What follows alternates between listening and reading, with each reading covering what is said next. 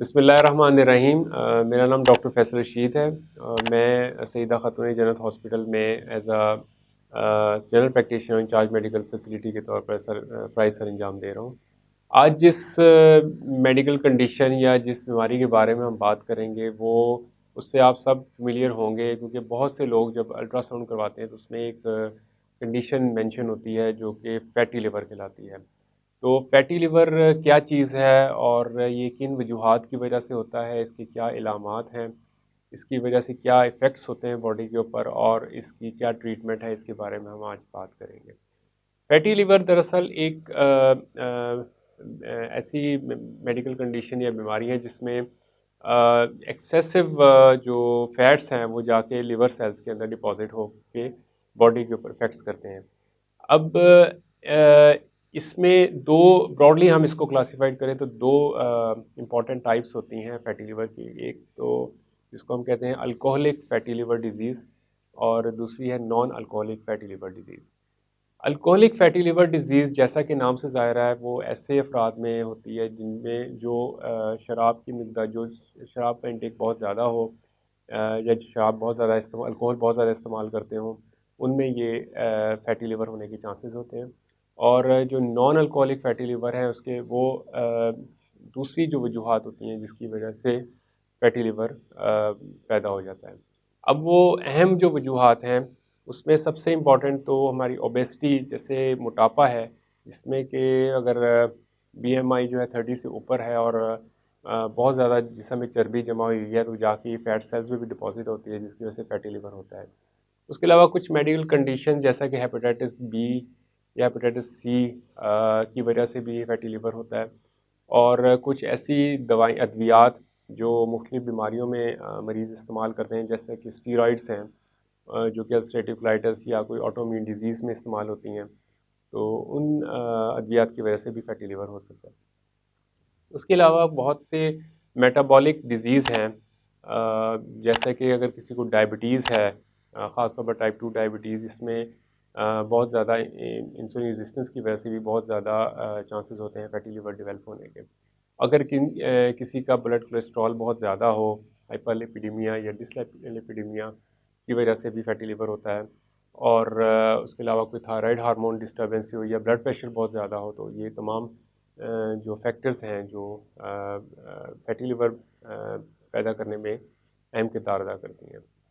अब एक किसी को अगर फैटी लिवर डेवलप हो गया तो उसके बॉडी पे क्या असरात होते हैं, उसमें जो मेजॉरिटी ऑफ द पेशेंट्स हैं उस दे आर एसिम्प्टोमेटिक, यानी उनमें कोई इलामात या कोई इसके कॉम्प्लिकेशन ज़ाहिर नहीं होती हैं और काफ़ी अरसे तक वो नॉर्मल लाइफ गुजारते हैं। लेकिन अगर ये ज़्यादा देर तक रहे और फैट्स की जो डेपोज़िशन है वो बहुत ज़्यादा हो जाए, तो उसमें जो आहिस्ता-आहिस्ता ये जो लिवर के सेल्स हैं उनको डैमेज करना शुरू कर देते हैं। उसमें एक इन्फ्लेमेटरी प्रोसेस शुरू हो जाता है, सोजिश होती है और आहिस्ता-आहिस्ता ये प्रोग्रेस करते हुए उसमें स्कारिंग या रेशे की शक्ल इख्तियार कर लेती है, जो कि complete liver failure, liver damage cause कर सकती है। इस कंडीशन को हम नॉन अल्कोहलिक स्टीटोहेपेटाइटिस या नैश के नाम से दिया जाता है और इसकी जो है कॉम्प्लिकेशंस वो सिंपल स्टीटोहेपेटाइटिस की निस्बत बहुत ज़्यादा होती हैं। इसलिए अगर जब भी ये कोई इलामात ज़ाहिर होने या ऐसी कॉम्प्लिकेशन ज़ाहिर होने शुरू हो, तो फ़ौरी तौर पर इसका ट्रीटमेंट किया जाए ताकि वो उसको रिवर्स किया जा सके। अगर हम इलामात की बात करें तो बहुत ज़्यादा जो इसके मरीज़ हैं उनमें कोई भी इलामात ज़ाहिर नहीं होती है और काफ़ी अरसे तक जो है मरीज़ चूँकि नॉर्मल लाइफ गुजारता है, एसिम्प्टोमेटिक रहता है। लेकिन अगर ये प्रोग्रेस करके कोई कॉम्प्लिकेशंस की शक्ल इख्तियार कर ले या नैश में आ जाए, तो उसमें फिर मरीज़ को दाईं तरफ पेट के ऊपर वाले हिस्से में दर्द या हैवीपन, जैसे ड्रैगिंग सेंसेशन, जिसको जो है भारीपन जो है उसकी फीलिंग होती है। उसके अलावा भूख की कमी होना और अगर कोई लिवर सिरोसिस डेवलप हो जाए तो उसकी वजह से एसाइटिस या दूसरी कॉम्प्लिकेशन शुरू हो सकती हैं। अब इसकी तशख़ीस कैसे की जाती है? इसमें जब भी सस्पिशियस केस हो फैटी लिवर का, तो फिज़िशियन जो है वो कुछ ब्लड टेस्ट करते हैं, जिसमें सबसे इम्पोर्टेंट लिवर फंक्शन टेस्ट होते हैं, जिसमें एसजीपीटी और एसजीओटी एंजाइम्स लेवल देखा जाता है। और चूँकि लिवर सेल डैमेज होते हैं, इन्फ्लेमेशन होती है, तो ये एंजाइम लेवल जो है वो बहुत हाई हो जाते हैं। उसके अलावा अगर हमें मज़ीद कुछ जो हेल्पफुल इन्वेस्टिगेशंस में कुछ इमेजिंग टेक्निक है, जिसमें सबसे कॉमन अल्ट्रासाउंड है।